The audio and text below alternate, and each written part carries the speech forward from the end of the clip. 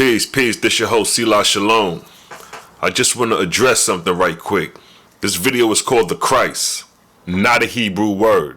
One thing I've been noticing with a lot of Israelites is the usage of the term Christ, saying when Christ comes back.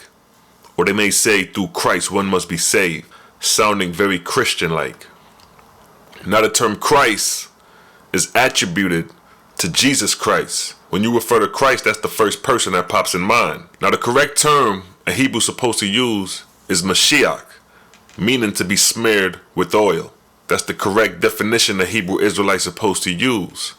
You will hear them use the term Mashiach, and then right after that, use the term Christ, thinking that the two words are connected, or thinking that Christ is a translation of the Hebrew Messiah, or Mashiach. But I'm going to prove that to be false. Now let's clear this matter up. The term Christ predates Yeshua or Jesus well over 400 years.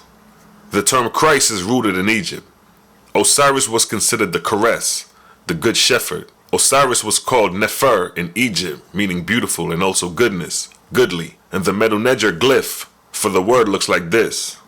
And if you notice, you see a cross. Keep that in mind. Now when the Ptolemies conquered Egypt around the 3rd century BC, after the rulership of Alexander the Greek, the next ruler was Ptolemy Isoter, Ptolemy the Savior. And what he did was establish a national deity by taking two Egyptian deities, Osiris the Good Shepherd, the Christos, and Apis the Bull. And this deity is known in history as Serapis, created within the 3rd century BC, 300 to 200 years before Jesus or Yeshua. Now when the Greeks created this deity Serapis, the usage of the term Christ stemming from Egypt is now found among the Greek language. And when we observe the Greek word for the term Christ, it meant kindly, gently, and good, and goodly, none of which referred to anointed at this time in history, being 3rd century BC. See that? Nor does the term refer to Mashiach being smeared with oil, the proper Hebraic term. So I'm showing you that this word Christ is not a Hebrew word, nor a translation of the Hebrew Mashiach at that time in history, being 3rd century BC. Now there's a Greek inscription found on the Greek island of Delos that reads, Isis Christ. Now when we observe the Greek letters for Christ, the first two letters are X and P, the chi in a row. And this is the Greek expression of the Egyptian nefer, referring to goodly, kindly, gently, beautiful. Now remember the glyph for the Egyptian word nefer is a cross. And when we observe the chi in a row, the Greek letters X and P, when united the two, it forms a cross, as seen on the coins of Ptolemaic rulers, 3rd century BC. And this symbol of the cross is rooted in the Egyptian glyph nefer. And this Greek cross is the Greek representation of the Christ, before it had any significance to being identified with Jesus Christ 200 to 300 years prior.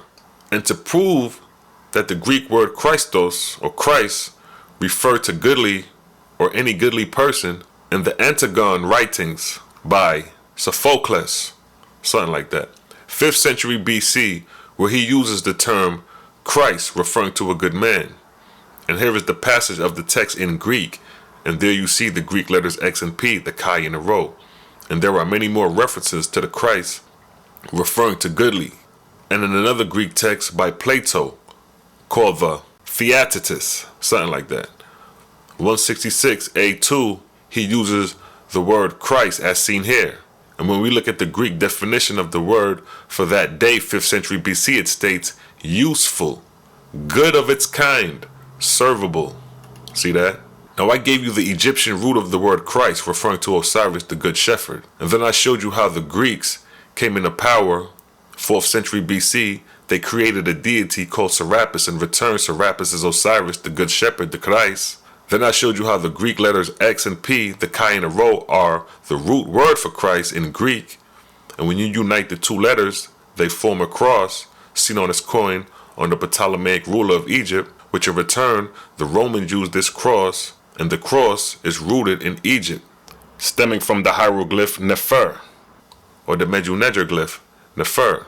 Then I showed how the Greek used the term Christ, the chi in a row, to refer to good, good of its kind, goodly, being its original definition. So this is the root and origin of the term Christ, 300 to 400 years before the Romans used the term Christ. Now the term Christ became synonymous with the personal deity during the 1st to the 3rd century, Common Era, 300 to 400 years after the term was in use among the Greeks. See that? And it is during the 1st century Common Era that the term Christ is used in reference to Serapis and then Jesus Christ. The image of the Roman Jesus Christ comes from the Greek Serapis, in return the Egyptian Osiris, the Chrestos, or the Good Shepherd. Now this is something all Hebrew Israelites need to know, because they use the term Christ loosely in reference to Yeshua, which should not be used, as I proved that the word Christ has no ties to Hebrew. You can't find the word Christ in ancient Hebrew, because the origins of the word did not translate in that format. The format of the transliteration of the word Christ is from English back to Latin, back to Greek, then back to Egypt. See that? No Hebrew connection at all. Now let me seal it up with the Oahspe. In the 24th arc cycle after the creation of mortals, called the Ark of Bond, and the length of this arc cycle is from 1553 BC to 1848 AD present time. That's the length of the 24th arc cycle. And within the arc cycle, a false god rose up by the name of Anu-Hasaj, who styled himself the Christ. And the term Christ in early Greek also referred to a deity as well. And when we look in the Oahspe, in God's book of Esra, chapter 47, verse 1 through 5, it states, Lu among falsely announced himself the Christ. Verse 1, the Lord said, Behold, it came to pass as had been foretold by God, Jehovah's Son. The Trinity will all become false gods, because they have denied the Almighty. Verse 2, God said, There is but one who is all knowledge. Whatsoever angel or God announcing himself to be all knowledge is false in presence of Jehovah. See that? Verse 3, Nevertheless, Luamung had it proclaimed in heaven and on earth that he was the Christ, which is the Ahamic expression for all knowledge. Verse 4, the Lord said, Now therefore, Luamung was from this time forth a false god in heaven and on earth. Verse 5, and Luamung commanded Thought, alias Gabriel, his angel warrior in command of his earthly dominions, to raise up tribes of warriors amongst mortals. Verse 6, and by the inspiration of said Thought, alias Gabriel, these warriors were induced to call themselves Christians. See that? So even in Oahspe it shows that Luamung styled himself the Christ as a god. And you have a lot of Hebrew Israelites talking about Christ in reference to God. So even in the Oahspe it exposes this terminology of Christ. The correct term in Hebrew is Mashiach, which means to be smeared with oil, because it was a custom for the Hebrews to rub olive oil over their bodies. And when you rub your face with olive oil, it'll shine and glow on your face, especially when it hits the sun. So when you see the Israelites in their holy garments, faces smeared with oil, that is Mashiach. See that?